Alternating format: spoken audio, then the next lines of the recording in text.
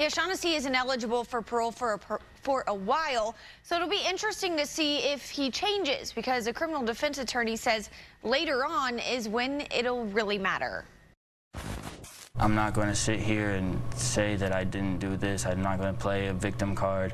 I most certainly played my role, and I wholeheartedly regret it. In 2021, Nicolas Shaughnessy pleaded guilty to murder for the death of his father in 2018.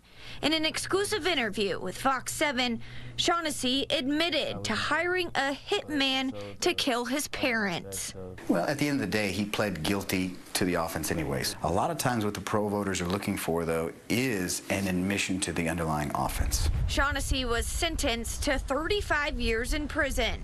The road of what if is inevitable, but as time progresses, I focus on the future, not the past. Shaughnessy is eligible for parole after serving about 17.5 years in prison. He hasn't really done a lot of time in prison. I think they're going to look at more towards the end of his sentence, or towards when he's up for review, what kind of statements, what kind of a person he is he at that point in time? How has he matured? Is he still a danger?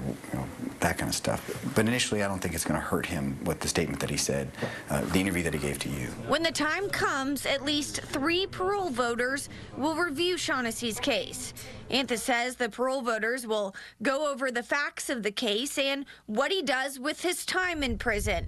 Nicolas says he's working on his associate's degree. If this were my client, I'd be telling him you need to work on, take any advantage of any kind of classes that you can, get any advanced degrees that you can, and stay out of trouble. Well, the parole board will look at how many disciplinary issues that you've had, what degrees that you've done. Aldis says it's rare for someone to be released the first time they're eligible for parole in a case like this. Typically, for a case like this, my guess is, 17.5 years from now, a lot can change, but my guess is they're going to be a set-off of some larger length, and then as those set-offs get shorter and shorter, that is kind of a sign that the voters think that you're getting closer and closer to being approved for parole.